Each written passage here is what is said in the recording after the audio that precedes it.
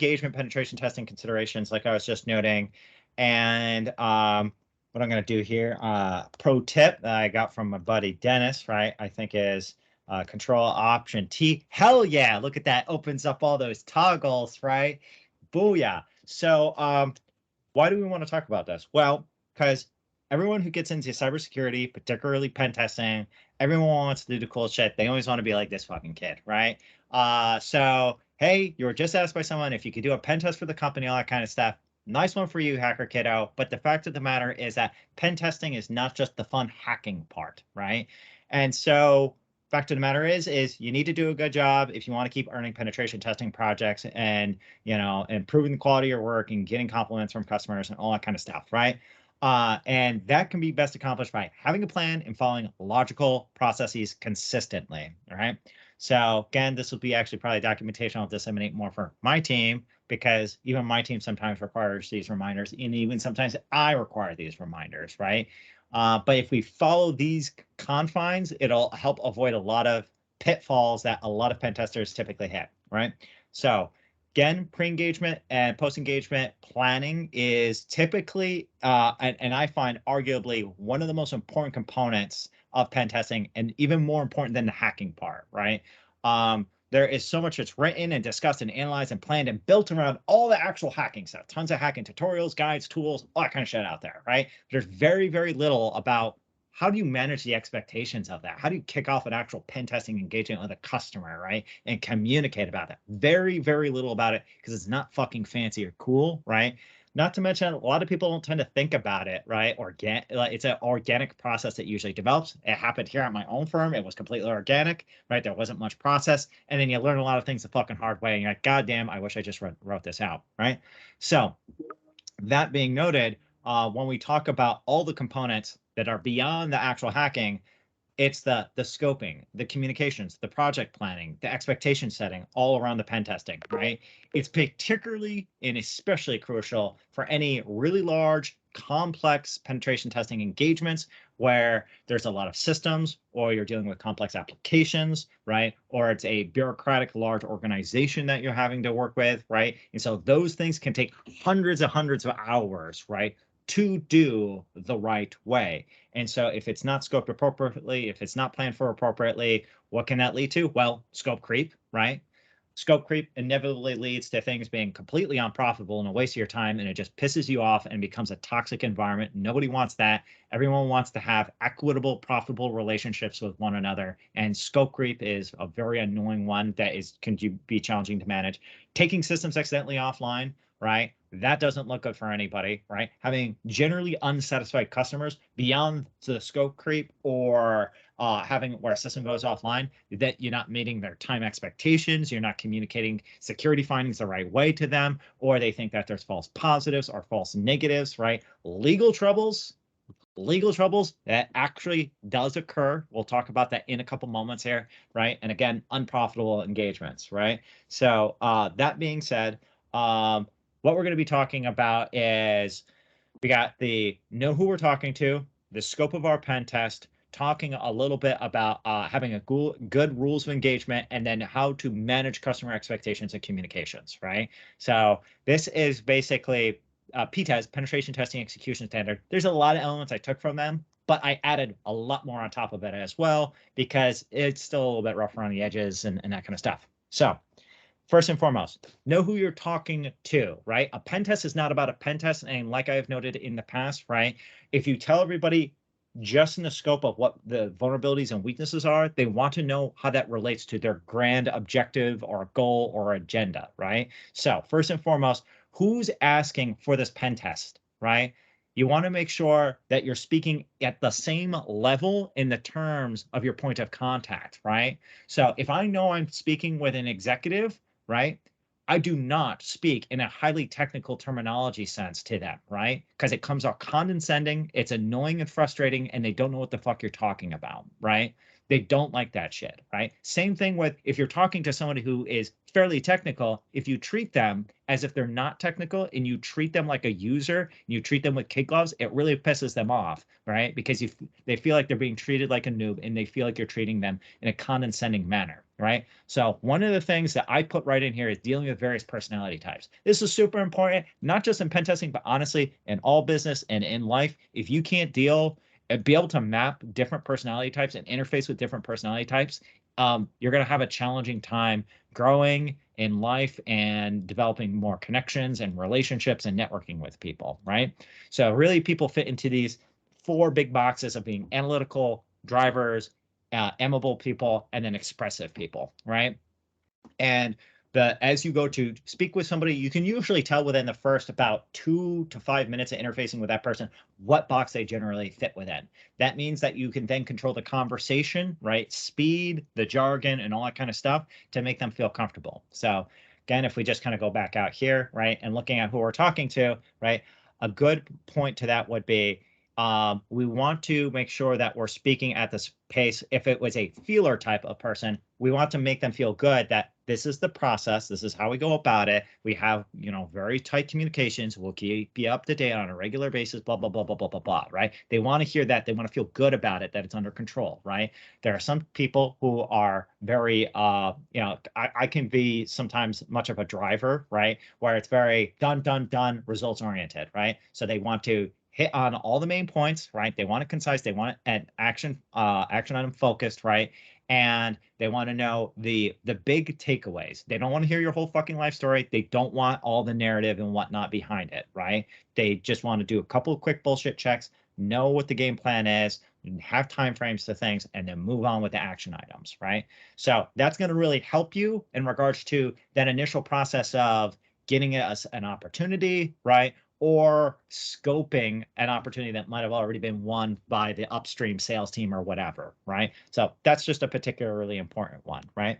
Also, an important element here, if you're interfacing with somebody who's not a business decision maker. I've had it a lot of times in the past where someone said, oh yeah, can you tell me all about your pen testing? Can I get a quote? Blah, blah, blah, blah, blah, blah. And it's like, well, who the fuck are you? You're just one help desk guy.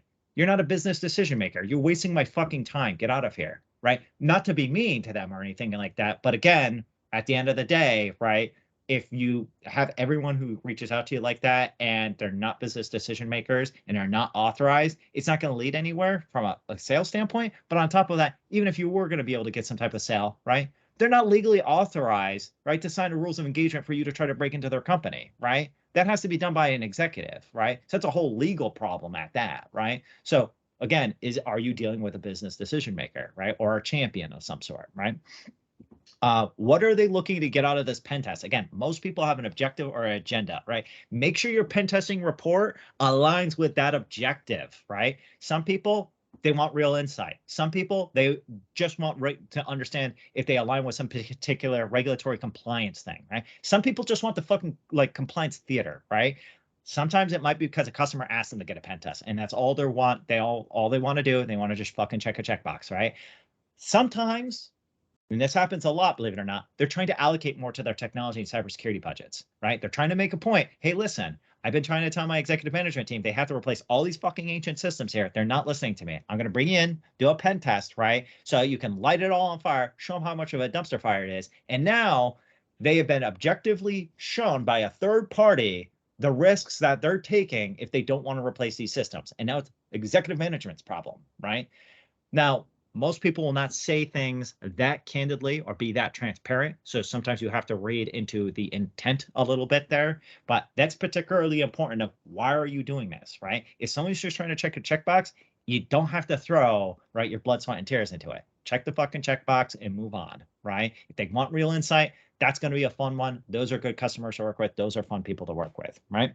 So I just want to generally note that. Also be aware that many enterprises are filled with tons of politics, right? Compliance theater and all that type of shit, right? So again, just know what your point of contact wants, what their boss wants, right?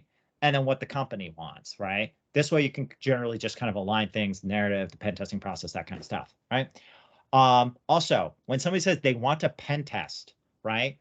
What the fuck does that mean, right? People, unfortunately, all the time, it's very common that they're not on the same page with the jargon, the lingo, the language, right? So a pen test can mean a lot of different things, even amongst fellow cybersecurity folks.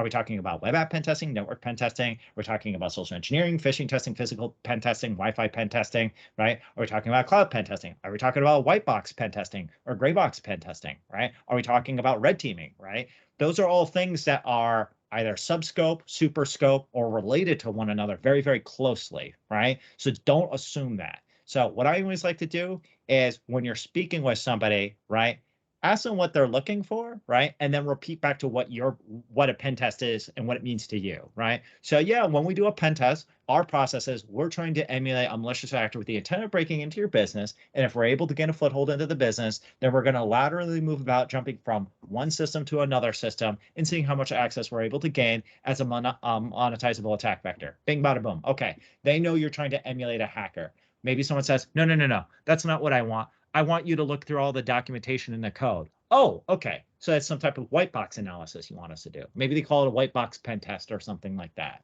right? That's why we say it, right? And we ask them to say it. So we're on the same page, matching with that core fundamental jargon, right? Otherwise, you'll be talking past one another for like a solid 30 to 60 minutes, right? Not being on the same page, right? Also, when it comes to when you start to explain what you're going to be doing for a pen test, right? Refer to some of the processes and guidelines you're going to be following. Hey, yeah, we do this in alignment with NIST 800-115 or penetration testing execution standard, or yeah, we would be applying the principles from the OWASP web security testing guide, that kind of stuff, right? Nothing particularly crazy there, but it gives them a sense that you're not just some fucking random guy using random Googling, right, to do your pen test, that there's some process behind it, right? So that being noted, after that, we want to know the scope of our pen test, right? Cameron? So what is your approach for people who are more aggressive? What do you mean aggressive? Like aggressive Just as like just like from the management standpoint, from when people are just basically trying to get stuff done. So how do you I don't know if you approach everybody the same way, or oh when no, people I always adjust my pitch and how I talk to people based on their personality type. With management, okay, what are you looking to do? Okay, so you're looking to check that checkbox. Okay, what's your time frame? Okay, you want to start it then? Okay. Okay, gotcha. It's going to be around this budget range, just so you know. Do you want a proposal for it? And they go, no, that's too much for me. Or, yeah, that's within the range we were expecting. Okay, cool. I'll get you a proposal in no greater than 2 business days. All right. Gotcha. Just keep it short. Gotcha. Yeah. So, Right, no, thanks. great question, man. So, know the scope of your pen test, right? How much time is this going to take, right? And how much should you get paid, right? Now, maybe it's not you individually if you're not doing consulting or something like that, but your firm or the company you're working for, that kind of stuff, right? So if you have to understand where your time is coming from. Now, I have fallen way too many times into the pitfalls here, and we're still working out a couple of the pitfalls that we've, unfortunately fell into the past, and we're trying to improve, right? So, for example, doing linear scaling where it's like, oh, one IP is this amount of effort, ergo 2 IPs it's twice the effort. No, things don't work that way. It's an order of magnitude of effort, right? The difference between pen testing 5 IPs and 10 IPs is not a whole lot different, right? Because you always had the original setup of the environment and getting the work with the customer and the rules of engagement and communications, and it's all in one singular report. So that's stuff that's overhead that you got to do no matter what. So your overhead doesn't double just because the scope doubled in size, right? So it's really important to think about, right, of just how many hours of your time is it going to actually take, your concentrated, dedicated, focused time to complete that testing, right? And usually someone's asking you to pen test 10,000 systems. They're not asking for you to find every low risk vulnerability across all 10,000. What they're looking for you to do is find all the high severity things, exploit the high severity things, gain a foothold, and then perform lateral movement, right? So a pen test is not a vulnerability assessment. Pen test does not have the objective of finding every single security finding or risk in your environment. But if you're pen testing only 3 IP addresses, you sure as shit better tell them every little informational thing possible. Why? Because you want to prove the homework, right? If you only tell them, oh yeah, I didn't find shit, I didn't find any high severity things, they're going to go, and? So just remember that the difference of pen testing 3 things, right, versus 10,000 things, you can change the level of detail there, right, and granularity there. If you're testing a really, really small scope, just make sure you're specific with them and providing them guidance on even the low items. While on the really large scopes, they want you to focus on obviously breaking into things in lateral movement, right? So that being noted, when it comes to the scoping process, think about the point of contact that you're dealing with, right? This is really, really important, right? So, like I was talking about profiling people earlier, if you have a point of contact and they seem unprepared all the time and they don't know what they're fucking talking about, it's like, well, what's the name of the web application? Oh, geez, I don't know. Okay, well, what does it do? Geez, I don't know. Okay, well, how many approximate internal systems do you have? Geez, I don't know. Probably not a good company to do work with because they can't even pull their head out of their own ass to know if they want a pen test or anything like that. Okay, well, what you need to do is get your IT MSP on the phone. We can get on a meeting with him together and that kind of stuff, and we can go through what your systems are. But I can't scope the effort for something that's an unknown, right? And we're just transparent to people with people about that. I had someone the other day. They're like, "Hey, I need to pen test 6 APIs." Don't know what the fuck that means. That's like saying you need me to test 6 networks, right? Do those networks have 10 systems, 5 systems, 500, 100,000? I have no fucking clue, right? Don't tell me there's 6 networks or tell me there's 8 APIs, right? I need some detail here, right? I'm not going to interrogate them, right? But nonetheless, you need some detail to work with. And I got some scoping questions that we asked down here a little bit, right? But again, if someone seems really unprepared, that's not helpful. If they're really demanding, right? That's not helpful either, right? Hey, I need you to get me a proposal tomorrow. Well, why? Oh, because I want to start the pen test next week. Well, unless you're going to fucking pay, right, that quickly, I'm not starting that quickly, right? So, again, this is me coming from a background of being burned a lot, being nice to a lot of people. Still try to be nice to as many people as possible. But tell you what, if someone's asking for a pen test to be done in a day, or they're asking for it to be done next week or something like that, and they can't come up with the money quickly, right? Those are red flags for someone who doesn't have their shit together and they don't know how to run their business, right? So just a heads up to that, right? Are they asking you to jump through tons of unnecessary hoops? Right? I've had it before when I go to do a pen test. Someone's like, "Oh, yeah, I'm gonna have to get your license and your social security number and all that kind of stuff to onboard you as a subcontractor." Why? I'm purely doing pen testing. Oh, and you're gonna have to be SOC 2 certified as well. I don't host anything. You're having me pen test something that's publicly facing already. Bad guys do it every single day, but for free, with the intent of destroying your organization, right? You want to contract me to do it and find it before the bad guys do to help you out, right? Why are you making me jump through so many unnecessary hoops to help you out, right? Again, red flag that it might not be a nice customer to work with, right? Again, especially if it's compounded with them being unprepared and being really demanding as well, right? So if it's going to take a long time to get access to things, prerequisites, all that kind of stuff, figure that in to the amount that you are going to be charging them. Walker? Yeah, hey, I just wanted to add on to that. This is great. I ran into this stuff a lot in construction too. This is great advice, not just in cybersecurity, but people are like this in every industry. So Dude, this is really awesome. when you're running a small business, you get fucking burned a lot, right, my man?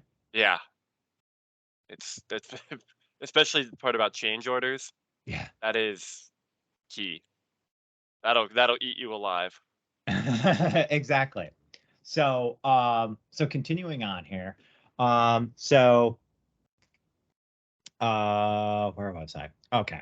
So we do want to balance asking questions, right? Of, hey, what's the amount of systems, approximately how many employees you have, what industry you're in. Those are always things that are really helpful to provide you insight, but don't interrogate people either, right? I've done a lot of competitor analysis. They'll say, oh, before I do a pen test, you got to fill out these 5 pages that has like 50 questions on it. It's like, dude, I just want a fucking network pen test on like 10 IP addresses. What the fuck? Why are you making it so difficult to get a pen test done?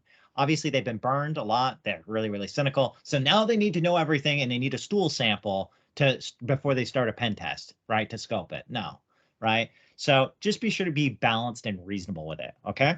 So scope creep is one of the most efficient ways to put a pen testing firm out of business. Fuck yes, even 100% here at my own firm, right?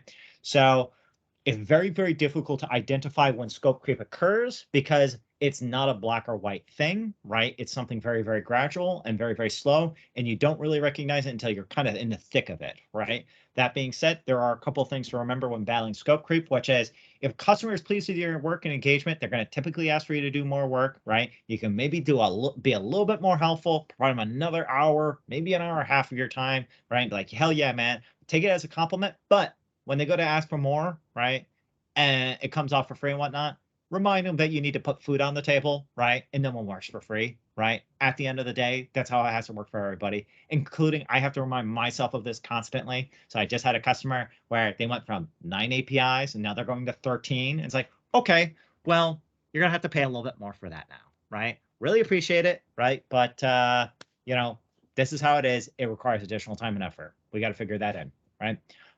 If they refuse to pay for extra work that they are asking for, it's not worth it. They're not a good customer then. They're just trying to use and abuse you, right? If they're a good customer, they'll be willing to pay you for your time and services, right? Don't reciprocate by overcharging them or trying to price gouge them, though. That really pisses them off and you'll lose that repeat business. So that being said, if we ask some good scoping questions, this can help prevent scope creep. This can prevent miscommunication. This can allow you to scope a really good engagement. One of the things that is a good pro tip, before you start asking all these questions, if it's via email and you're trying to set up a meeting, cool. Hey, can I get your NDA in advance? I can review it and then I can just sign it, right? This way, once you get on the scoping call, you can immediately just go through everything. Well, you know, it can be really awkward when someone wants to start to talk about a pen test, right? And you start to ask scoping questions and they go, well, we need an NDA for that. Well, asshole, why didn't you send that to me earlier, right? We've been talking via email for an entire week or 2 weeks now. Just send it over and I can sign it real quick. Stop wasting our time. So again, just remind people in advance, send me your NDA, get it signed off on. This way you can just jump right into talking about it, right? Network pen testing, a lot of good questions here, right? Things that are particularly important are going to be the general amount of IP addresses, that kind of stuff that are involved, when they want you to test things, when they don't want you to test things, right? If it's external or internal, how are you going to be performing the internal pen testing, right? Is that through VPN access? Is that a deployed computer? Is that a virtual machine, right? There's some level of logistics and fuckery with each one of those options that you all got to be considerate of, right? That means it requires your time, which means you should be compensated for it, right? So those are just some particularly important things, right? Where are the systems located geographically? Someone will say, oh yeah, I need you to do a pen test on 200 systems. Okay, not too bad. But there are 200 systems split up over 100 locations. Okay, well, that's a little fucking weird. Are they all connected via VPN internally? No, they're not. Okay, well, that's a pain in the ass. You telling me I got to deploy out 200 pen testing appliances? Yes, can you do that, sir? Is that included? No, it's not, right? So, and yes, I've had conversations like that with people before. So be sure to just get a little bit of insight in that. Are they using a cloud provider, right? That's particularly helpful, especially if it's one of the less familiar ones. Like if it's one of the slightly smaller ones, not an AWS or Azure, but like more like a DigitalOcean or something like that. There might be certain pen testing requirements. You may have to reach out to DigitalOcean or whomever, right? Azure, Microsoft Azure, and AWS in the past, you had to submit a pen testing request. You had to get their authorization. You no longer have to do that, but the fact of the matter, that's important to know. Or are the systems hosted by someone else, like an ITMSP, right? You may not have it may be a system that is their data, right? But that system's completely managed and owned actually by the ITMSP. Well, does the ITMSP know? Did you get their authorization? They got to be involved in the process. They got to sign the rules of engagement too, you know? So again, things to be just really considerate of, right? Once you gain access to a system, how do you proceed forward, all that kind of stuff. We usually are really straightforward, folks. So we usually define when we're conducting our testing in advance with people. We also tell them how our process works once we gain access to a system and how we're going to be doing the internal pen testing all in advance, right? In our rules of engagement and proposal document. So it's like, hey, we don't even have to have these questions and Q&A and whatnot. Here you go. This is how we do it, right? If you got any problems, you let me know and we can adjust, but this is how we do it, right? So again, some service providers require advance notice, right? Separate permission when you're testing their systems, right? So pro tip there. Web applications, holy shit. Network stuff's super easy. Web apps, they can be really complex. You could be dealing with a really small application that could be 2 user privilege levels and be like 5 dynamic pages. You could have one that is 25 fucking user roles or 50 fucking user roles is the most complex ERP beast that someone's ever created. And you ask yourself, why in the hell would anyone ever create this thing, right? So there's a lot of good questions that have to be asked there. One of the first ones that I always like to ask is like, okay, well, what's the function of it? What the fuck does this thing actually do? I get it all the time where someone's like, I need to pen test this web app, and then blah, blah, blah, blah, blah, blah, blah. And maybe they'll give me the name. It's like, okay, well, what does it do? And what type of data does it process? Who are the primary users, right? Those are important functionality elements that tells me how potentially complex it could be, right? If someone says, oh, it's an app when you log into it, you take pictures of your dick and you share it with your friends, I know it's not that complex. If someone says, oh, well, it's this really complex, ERP, and then what it does is it grabs analytics from here, here, and here, and does machine learning calculations, and then blah, blah, blah, blah, blah, blah. I'm like, okay, this is going to be something that's really, really complex. We're going to have to set up like a demo, right? That's going to be like 60 or 90 minutes long, so you can take me through all this, right? So there's that. Really important one. Are we pen testing a production environment or a non-production environment, right? Sometimes people are like, oh yeah, you just tear it apart and whatnot. You're like, but this is production. And they're like, oh yeah, I guess that's right. Should probably not light that on fire, I guess. Like, probably not. Yeah. So again, really important element there, right? Are they going to be providing any type of documentation or information, right? Are they providing any Postman collections, Swagger files, WSDLs, SDKs, any kind of shit, right? That's really helpful, makes your job easier. If they say, no, you get nothing, right? Okay, well, if I get nothing, it takes longer, right? It's more effort, right? So that's just an important note. Always ask for a demo. I didn't do this in the beginning. I regret it, right? Always ask for a fucking demo of the web app just to see it, just to triple check, right? Make sure you know if you're testing against a production environment or a non-production environment. Production stuff always requires careful pen testing processes and will always take longer and be more complex, right? So we'll get into why that's the case down below in a couple moments. Social engineering too, right? So these are just some scoping questions for the big three. There's obviously APIs and mobile apps and all types of stuff out there, right? But I'm just going to hit on a couple of the basics. Social engineering being another one. And again, I don't actually usually call social engineering pen testing, but a lot of times when someone says pen testing, they include social engineering in it, right? Sometimes they do, sometimes they don't. It's just, it changes amongst people, right? But anyways, okay. I've encountered a lot of times in the past, people say, no. When you do social engineering, you're doing this exact campaign, you're reaching out to these exact people this exact way. Like, okay, so I guess you just came up with the entire fucking plan and you're just telling me to execute this very exact plan. Like, you know what the results are going to be. And magically, no one's going to get socially engineered, right? Yeah. Magically, everyone was exhibiting end user security awareness because you told me exactly the script to follow. Good job. Obviously, they're doing compliance theater, right? They want to look good on paper. They want to make it look like they have absolute 100% perfect end user security awareness. Good for them, right? Or is this going to be a process that's completely blind and requires to do open source intelligence gathering and reconnaissance, right? That requires time and effort. You need to come up with a game plan. You need to come up with some campaigns, right? You may have to create custom fucking pages for phishing pages and all that kind of stuff, right? It's a lot more effort, right? So Travis, you want to add a little bit more to this, your perspective? Yeah, I'll just say like the OSINT stuff and the external recon and prepping for social engineering. A lot of times when you're studying for these kind of things, you kind of glaze over and skip that because it's not hard, and it's not hard, but it's time consuming, especially to do well. So even though it says it's not something that, you're not going to get lost in Burp Suite for hours and hours and hours like you will on a web app. It could take you 3, 4, 5 hours to come up with really good purposeful campaigns, and they still might need to be edited once you get feedback from the customer. So it's really important not to undercut how long even the easy things can take. Really well said. Now, something that I linked here that anyone who's outside our organization won't be able to access, but I just wanted to briefly show. So actually on our team, Kiana created this really fantastic frequently asked questions about social engineering projects. So these are this is how we handle our social engineering stuff, right? And so when we handle our social engineering, right, we really think about, again, trying to, as best as possible, emulate a real malicious actor, right? So we're not doing regular phishing testing, and we usually don't have a customer tell us this is the exact campaign, here's the emails, that kind of stuff. We like to do our own recon, we like to come up with our own campaigns and have it be as unique as possible. Then we present it to the customer and say, hey, does this sound all right to you? So that they generally feel safe, right? And they feel like they have some level of agency, and then we'll execute on those, right? But not every firm is like that, right?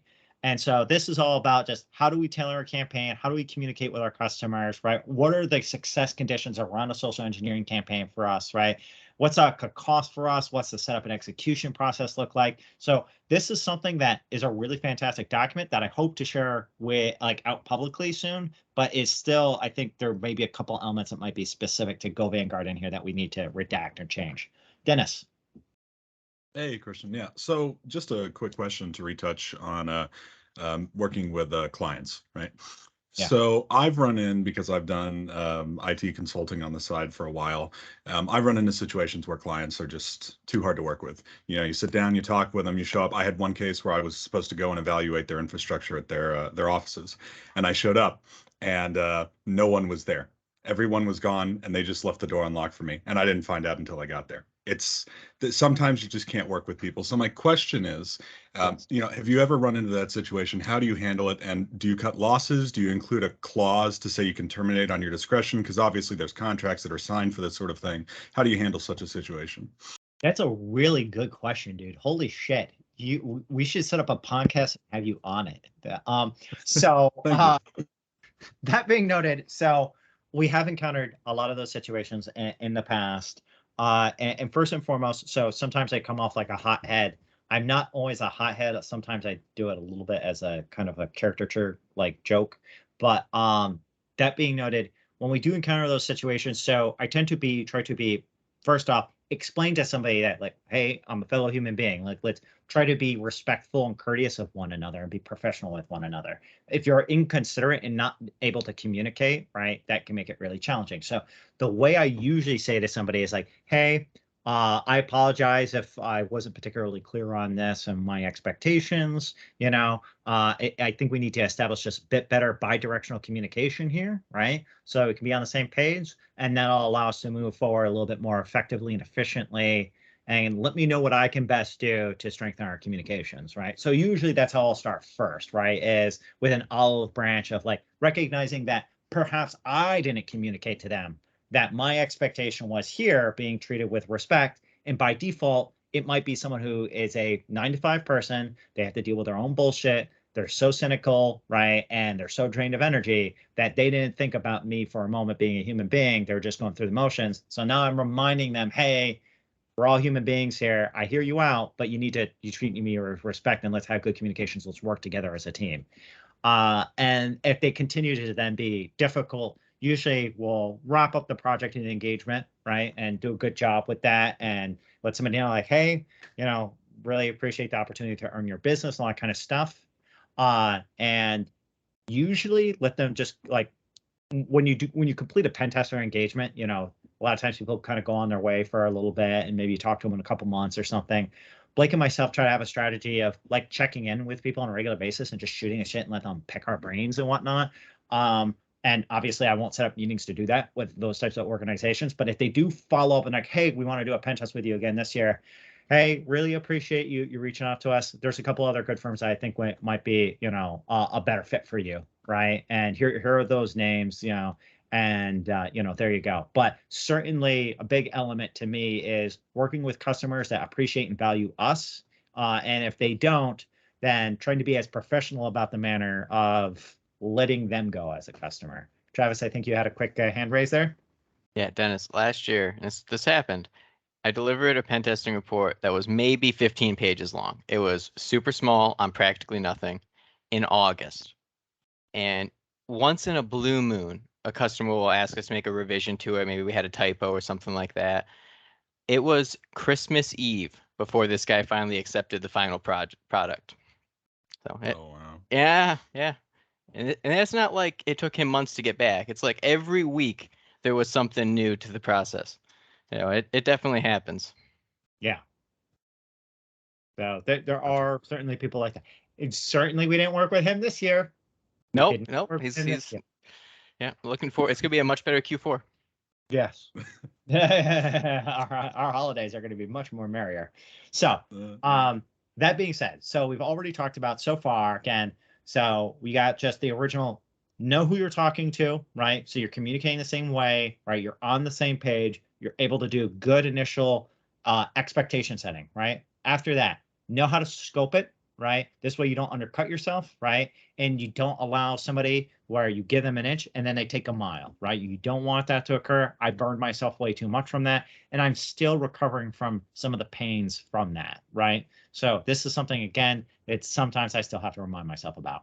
Now, that being said, something we are solid about, having a good rules of engagement in place, right? Rules of engagement is a document and deals with when you're doing a pen test, right? That is, you are trying to break into somebody's shit, right? That's a huge deal, right? You are trying to break into their shit. And if you are not authorized, right, you can get hit with that fucking Computer Fraud and Abuse Act, whether it was like done in like the 90s or 80s or whatever, right? No. You don't want any of that shit. You don't want to open yourself up to any of that, right? Now, again, there's a lot of different types of pen tests. One of them is physical pen testing. This does not cover physical pen testing, right? Physical pen testing even has a more complex rules of engagement, right? You are physically breaking into a premises, right, of somebody's property, right? There are so many considerations with local and state laws if you're breaking into somebody's physical presence or property, right? You're lockpicking something, you damage the lock, you can get hit with, damaging property and all that kind of stuff, right? Or attempted fucking grand larceny and all that. Even when you think that it's a rules of engagement document was authorized on, maybe it wasn't authorized by someone who is actually a legal signatory for that business, and you still get hit by it, right? Maybe you're trying to break into something after hours, which you were authorized to do so. You were told that you could do it on that day at that time in the middle of the fucking night, right? And you get caught in the act, right? And now the cops come, right? And you got to show them that, look, this is all legit. This is, just a test, or even there could be someone else on the property in that premises, right? Where there's a security guard or some staff member who wasn't, informed that there's this physical pen testing going on, right? And you give them the document, you say, look, I was authorized to do so. Here is the signature of your CEO. And they're like, fuck you, I don't believe you. And they pull out a fucking gun in your face. Physical pen testing is a whole nother beast in itself, right? There have been a lot of people who spent a lot of fucking nights in jail over it. Okay. So what I usually say to people, this is a post-COVID society, right? I don't get a lot of physical pen test requests anymore, or anything like that. If I did, honestly, I wouldn't want to do a lot of them. Why? Because of all that bullshit in politics that's involved, right? And two, I have to get off my ass then, okay? And I'm not getting off my ass, especially I'm not going to New York City, okay? I am not a city person. I'm sorry, guys. So rules of engagement, we're more specifically focusing on your standard network, mobile, web, API shit, right? So again, this document is going to state the scope. It's going to get a signature. It's got to be signed by a legal signatory for that business, right? And basically, you're going to be talking about things like, this is the scope of the systems we're going to be pen testing. This is our pen testing timeframe. These are the timeframe or timeline. These are the pen testing timeframes on Windows that we're going to be operating within. These are IP addresses and MAC addresses that we're going to be conducting our pen testing from. And obviously, if it's external, you're giving them your public WAN IP addresses. You don't want them to put you in an allow list, but just so they know that's you, right? And if you're on an internal network, right, with a physical pen testing appliance, give them your MAC address as well. Why? Because your physical pen testing appliance could be assigned an IP address via DHCP. That's going to roll. It's going to change on a regular basis. Give them the MAC address. This way they can set a static IP address, or they can set a static DHCP reservation for it, right? And it's always the same IP or whatever, right? What standards you're going to be conducting this testing within, right? That's particularly important. And again, this is a formality here, right? Communications channels, right? Status update frequency. With that communication channel, you need to provide the contact details for each side, right? Okay, this is my cell phone number. You can call me 24/7 if you got any questions or concerns, right? I need your cell phone number to call you 24/7 for any questions or concerns. We're breaking into a business here, right?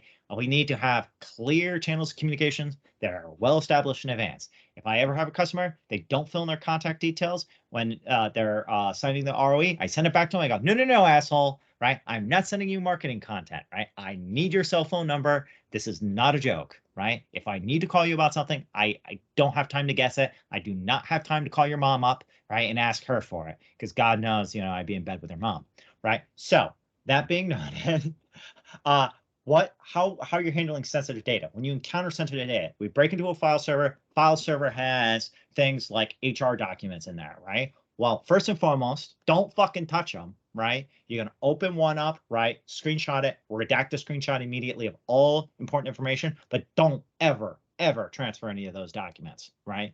Don't want any of that. Don't touch it at all, right? Don't transfer any sensitive or confidential data to your own pen testing appliance, to your own systems, anything. Don't touch that. You don't want any of that shit. It's liabilities, right? Open something up, enough for a screenshot to show an example of what you could have done, and then move on, right? That's all you do. So that's really how you should handle sensitive data, right? Disclaimers on this is a point of time assessment, right? So I've had it in the past where I do a pen test for somebody and they show up 12 months later and they go, we got hacked, right? And we did a pen test and you should have saw this thing. It's like, you got fucking hacked because this was a vulnerability that came out like 6 months ago after our pen test and you didn't patch your systems, asshole. How do I know that? I'm not a fucking fortune teller over here, right? Get out of here. So that's important. Comprehensiveness. No pen test can guarantee that you're going to find everything and everything, or anything and everything, right? You're time bound, right? You are time bound. Malicious actors are patient. They can be advanced, persistent threats that are waiting for a really fucking long time. We're not provided that opportunity. Malicious actors don't give a fuck about rebooting your server or not. They don't give a fuck about keeping operations running. We can't exploit every particular thing, right? And we can't even reboot a goddamn server. So sometimes we are limited by the rules of engagement where we can't affect the confidentiality, integrity of and availability of a system. So that means we need to stop right there, document that security finding and risk. We don't know what's beyond that horizon then, right? We have no fucking clue what could have happened further, right? So nothing can be comprehensive. So if anyone ever asks you, can you guarantee me you'll find everything? No. Hell no. Well, then I have to go somewhere else. Well, good luck, because that doesn't exist. It absolutely does not exist. That's like asking, hey, can you guarantee I will not die this year? No. So many ways you could die. And then the ramifications for any system outages. Whoopsie daisies happen every now and then. It should be understood there is the potentiality for a whoopsie daisy to occur. You are having me break into your systems, right? We are going to be as delicate as possible, right? Like they're little flowers and all that kind of stuff. But every now and then we trip something over, and they're like, it has to be, that expectation has to be set. That's like, I didn't know that. I did the best I could, right? But this is what happens when you do this type of testing. It's an anticipated risk, right? I'm sorry you were running a Windows 2000 server and I accidentally caused it to reboot with a vulnerability scan. Maybe if you weren't running something that was fucking older than a vintage bottle of wine, right, it wouldn't have rebooted. But I couldn't have anticipated you'd be running something that is 22 fucking years old. Sorry, I don't know that, right? And then commitment to customer confidentiality, integrity, and availability. Hey, I'm not going to be pulling, sensitive information over the internet or anything like that. Hey, I'm not going to be tampering with the database. You find that there's a SQL injection attack vector. Hey, you want to know it's a great thing not to do, right? Don't ever fucking tamper, right, with the database that's production and start inserting your own data or start pulling sensitive information out of tables that obviously have sensitive information out. Don't do that. That's a bad idea, right? Don't ever do that. Demonstrate the proof of concept to SQL injection attack vector, right? And provide it to them. If you can safely perform some type of remote code execution attack through that SQL injection attack vector, right? Fine, right? But just remember, right, you're walking a fine line. So you want to know what? One of the things I always note to people, and this is down here, if you are uncertain, then ask. Ask somebody, right? That'll be really helpful. And then any customer specific limitations. Sometimes they do have limitations. Check your laws. Some activities that are common in pen tests may violate certain local laws, that kind of stuff. So it's just really, really important. And again, remember, no rules of engagement document permits one company to go have you pen test or social engineer another company. I've had it before where somebody's like, okay, cool. And so you're going to socially engineer our IT MSP. No, I'm not. That's a completely different entity. You're asking me to hack somebody else, right? No, you cannot authorize that. You do not have that authorization, right? Just because you are a customer of theirs does not grant you the right to be a fucking jokester with them and try to test them like that, right? we would need to reach out to them and get a rules of engagement document signed by that MSP so that they know that they be part of that social engineering exercise or whatever, right?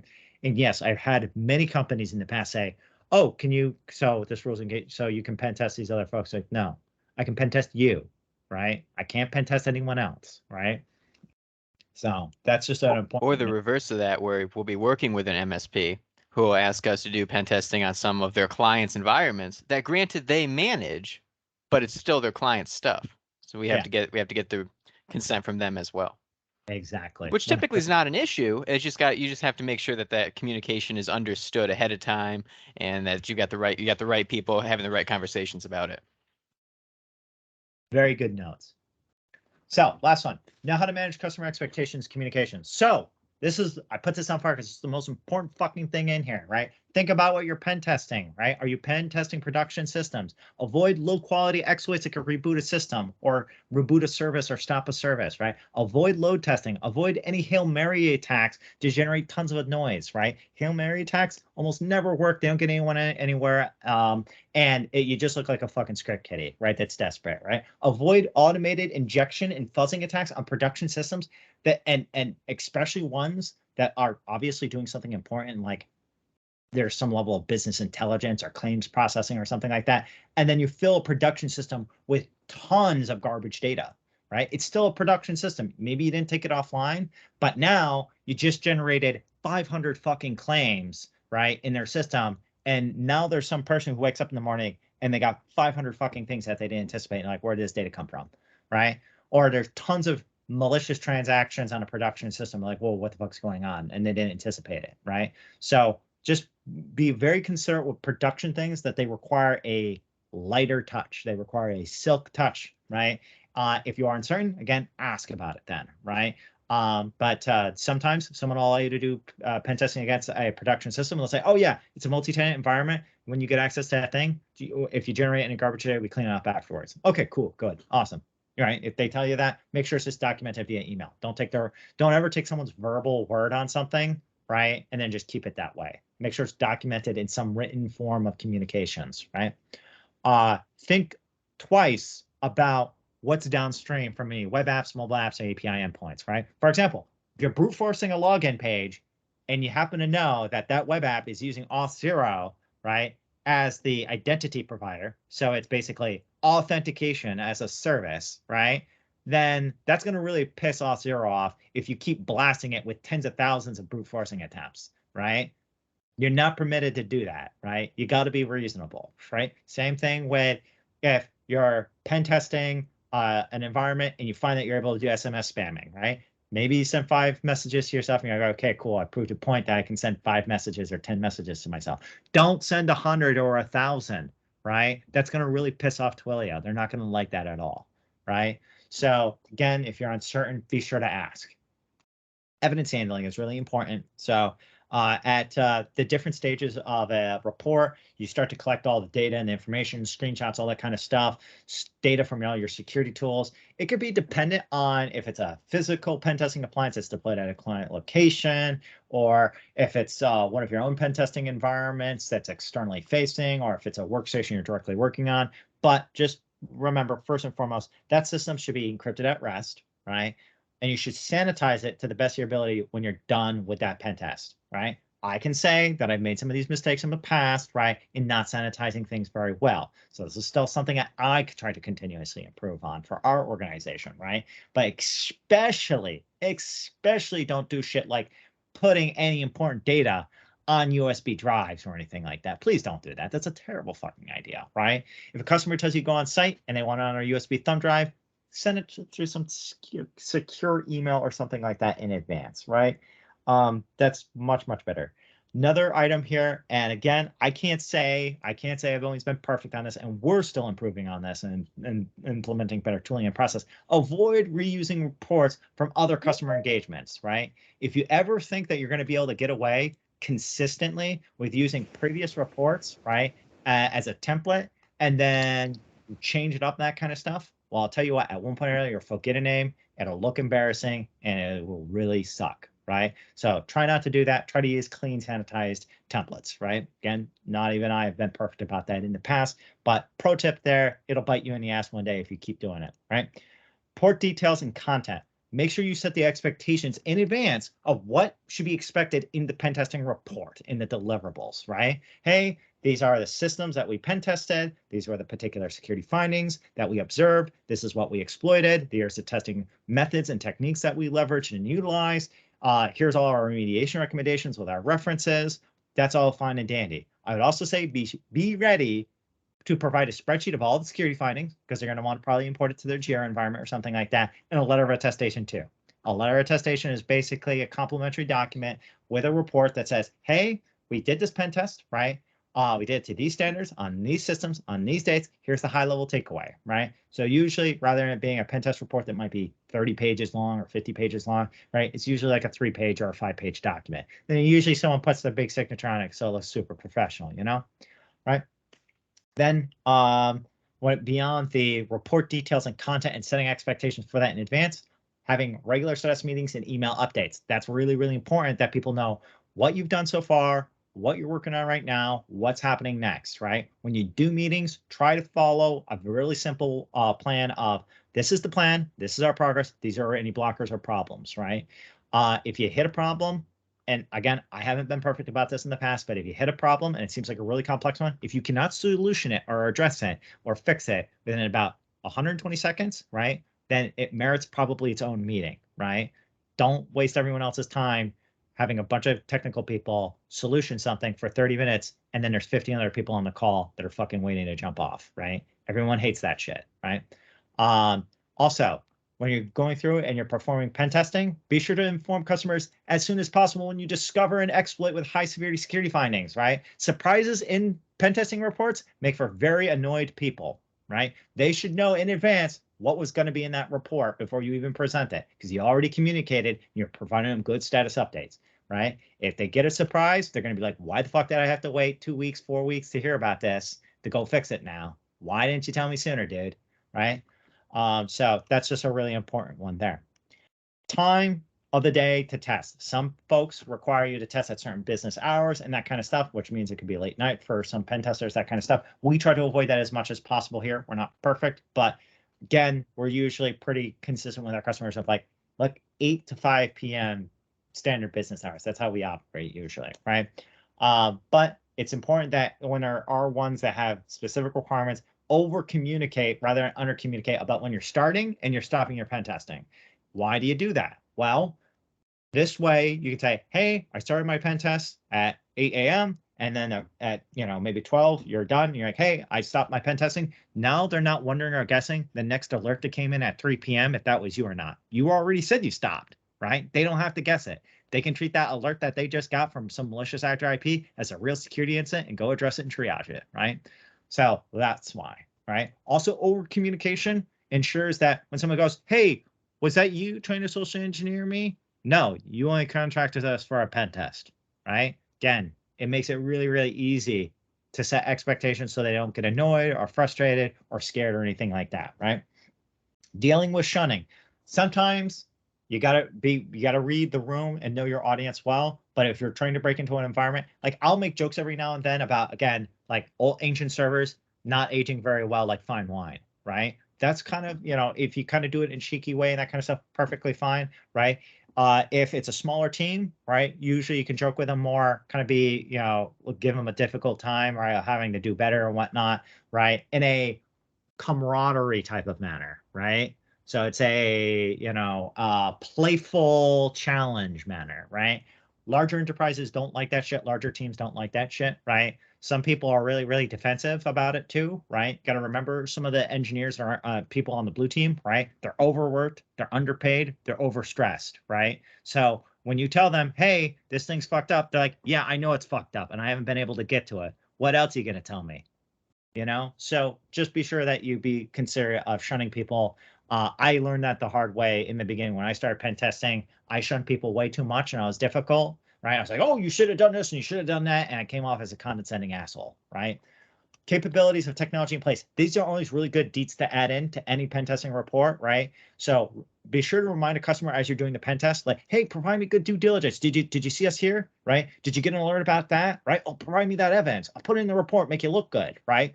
We're not writing hit pieces, right? We're trying to demonstrate what someone's actual security posture is, right? In the context of a malicious act or attempting to break into an environment, right? So when you do that, if you can demonstrate like a little bit of like what's their ability to detect you while you're gathering information or your fingerprinting systems, or when you were trying to scan things, or you tried to exfiltrate some data from the environment and they detected it, right? Any type of stuff where they're able to detect you or contain you as part of the pen testing process, include that in the report, right?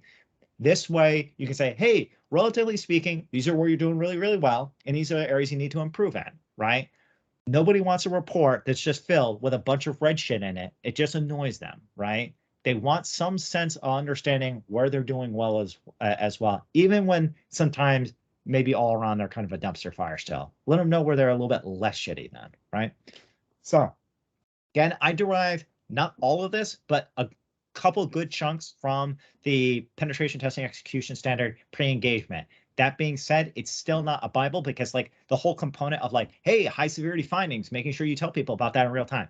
For some reason, they don't have that in there, right? There are certain elements that no guide, no singular document will be perfect, nor is this particularly perfect, right? But this doesn't just incorporate the penetration testing execution standard and all the pre-engagement considerations.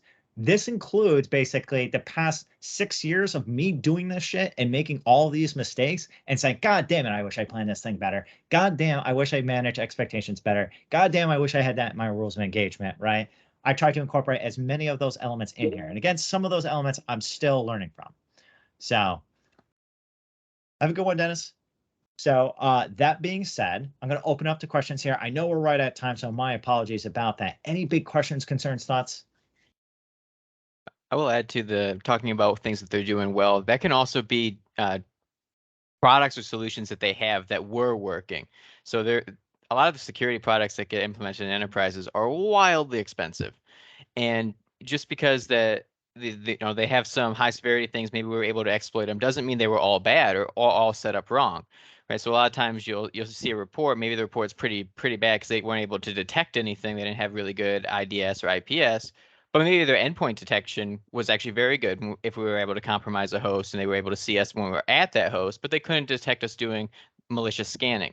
So being able to specify what products and what areas they had, what solutions they were using that were doing their job well, can also help them a lot, because if they're spending a huge amount of their budget on these kind of things and then they get a really bad pen testing report, it could provide the impression that nothing they're spending money on is effectively working, when that's probably not, and that's probably a little disingenuous.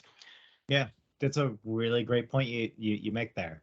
And again, at the end of the day, we want to make sure that as we're providing the light of like where they're doing well, that's going to usually line up to some degree of what is the objective of their pen test? What's their agenda, right? They have an agenda, they have an objective, make sure that it lines to it. Usually people don't have the agenda of, hey, make this look like a hit piece and make us look like the biggest piece of shit on the planet, right? Almost nobody wants that. There are some customers, they want compliance there and they want things almost like absolutely magically perfect, right? And there are some people that are just like, give me the real results, dude. Those are the two biggest types of customers you'll encounter. I've only encountered one customer in the past who was like, give me the biggest fucking hit piece ever. And it was some director who was like, this application, I want to kill off this legacy application, right? And I want to kill off this entire team and I want to fire everybody on that team, but I need a good reason to do it. Now, he didn't say exactly that way until the end, right? But that's exactly what he wanted, right? And I didn't give him a hit piece, which is why he then described it to me at the end of how he wanted it. He's like, can you modify the report, take out all the good stuff? Like, okay, I'll give you that. I'll give you the Word document. You can go help yourself to that, because I'm not an asshole trying to get people terminated from their jobs, right? So Cameron asks, what is the most complicated client you personally dealt with, and how did you handle it? Oh, damn. I've had to deal with a lot of complicated customers. Usually the most challenging situation is there's been like people behind me. So the previous firm that we previously acquired, Gotham Security, way back in the day, Blake and Trevor, who ran it, they had subcontracted a couple consultants to do pen testing who didn't do a fantastic job.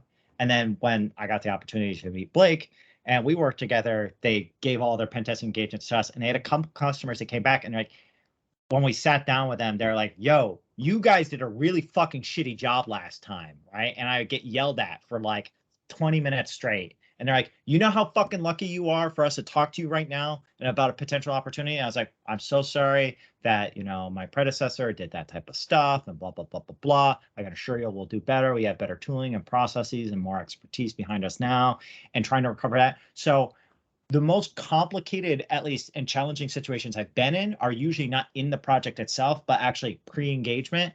And I've actually now have some customers that in the past, they yelled at me because of previous pen testers doing such a terrible fucking job, right? That are now almost friends of mine, right? You know, we get together for, you know, some drinks and we shoot the shit and they make fun of my crazy fucking hair and that kind of stuff. So that's kind of, you know, good to see, you know, after we're able to kind of like recover some of those relationships by providing quality and expertise. But in regards to directly to what you're implying here, a complicated customer I personally dealt with, probably in a project or an engagement, honestly, large multi-billion-dollar insurance firm. They had like, I don't know, 10 different subsidiaries. Travis knows of them. This is actually the one that Travis was talking about, where we started pen testing in August and it went all into December. And 90% of the CISOs were good there. There was like 20 CISOs. So every week I meet with them and I tell them everything about what we're doing and whatnot. And they love picking my brain. That was super fun and awesome. But there was one particular CISO who was like the boss in Office Space. He was exactly like the fucking boss in Office Space. Like how he looked, the glasses and the personality, all that kind of stuff. Now, the guy had a really fantastic eye for detail, but he was a compliance person. And so he wanted everything to look perfect. He's like, okay, so what I want you to do with the reports is you don't need the low findings. You just remove the low findings from the report. And like, okay. And they're like, okay, and this moderate though, this moderate we think should be classified as a low. Ergo should be removed from the report. And you're like, okay. And then they would get a report that's like fucking 10 pages long, right? They'd be like, look like on paper like it's perfect, right? Because they asked us to remove all the low findings out, and then they'd try to argue and downgrade all the moderates to low, so remove it out of the report. So the report's like, yeah, we did a bunch of pen testing and there's nothing.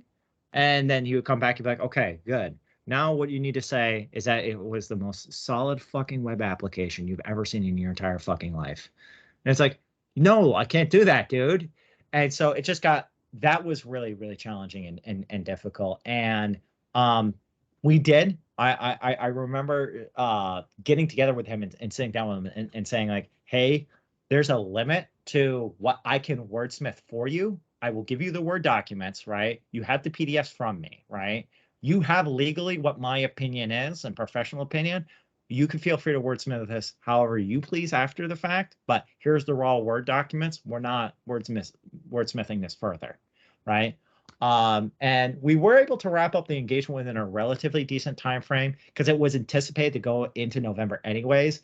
And it was just, there was still a lot of that, hey, can you make those little adjustments and make these little adjustments and make this little adjustments? And most of the adjustments that they're asking to be made were pedantic, like, oh, can you change this verbiage to be softer, right? Can you downgrade this finding, that kind of stuff. That gentleman no longer, that gentleman no longer works that company. And they're still one of our customers. And we got actually probably an engagement coming up with them for Q4. But luckily that gentleman, while I personally like him, professionally, he's one of the most challenging human beings to ever deal with. And I think all the CISOs, when I got together with the chief CISO of all of the entire global entity, he was joking about how that gentleman had left and that it was a breath of fresh air. So it sounds like apparently we weren't the only people who kind of felt that way about the compliance theater being that strong. Can I answer Cameron's question too? Because my example is from 3 weeks ago. Oh shit, man. Telecommunications company, very large, not based in the U.S.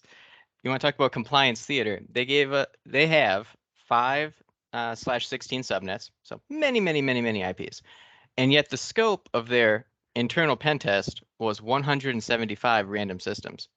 Of those, they had VLAN set up so that I could touch and actually interact with 23 individual IP addresses, many of which had additional ACLs in place. So I actually did the math, and I had to pull this up. That was 0.00085% of their entire network is what constituted their internal penetration test. And then the way that we had to interact with their network, which of course was after business hours, because that was required, I had to first remotely connect into the system, download Cisco AnyConnect through a VPN. Then I had to RDP into a jump box. From a jump box, then I had to go in and I had to authenticate again to NLA with NLA, different credentials for everything. Then there was another session I had to spin up with PuTTY to SSH into a virtual machine, which then we could do a roundabout way, since this was only a terminal view, to get a VNC connection to have a virtual machine, I believe a virtual machine within a virtual machine, that had, I think, maybe 5 megabytes of RAM, it felt like. And then the fun part is, of all of that system, of which I'm looking at 5 different credentials I have to do to authenticate to this thing. The passwords reset every Friday for no apparent reason. That was their process. You know what? I think, Travis, you're right. Now, Troy and I had to originally do that one, right? Originally it was way, way worse because getting the prerequisites to those 5 set of logins, that kind of stuff, it took them a year to get to that. So from the time that they wanted the pen test to the time where we were able to actually execute on it, the majority of the time they couldn't find the money, right? And then the prerequisites and all that kind of stuff. So it was a year later that they actually got to execute on it, right? The first time. And then we came back 6 months later to do the next one, right? The retest. The funny thing is with that customer, by the way, is that they get fucking hacked all the time and hit with major data breaches, that kind of stuff. So what they're trying to do is to basically prove to regulators, right? Like they got basically they're in another country, right? A country that is more authoritarian than the United States, right? So they basically got the government, right, with a bunch of soldiers in their fucking office, like, hey, you need to do these compliance assessments because you got to stop breaching the fucking data of everybody in our country, god damn it, right? And you're like, whoa, whoa, whoa, we got a pen test. Look, internal pen test says everything is perfect, right? Look, it's absolutely perfect. And by the way, the funny thing is, of that 0.00185 whatever fucking amount, right? There was still some systems that we were able to exploit, wasn't there, Travis? Yeah, and the retest was worse than the initial one after they fixed nothing. Ah, fucking crazy. So even as much compliance there as they tried to do, still shit was fucked up and on fire. So it's like, if you can imagine that small scope is so fucked up and on fire, just the rest of it, what an absolute nightmare. Yeah, you got me beat. You got me absolutely beat there. Any other good questions, guys?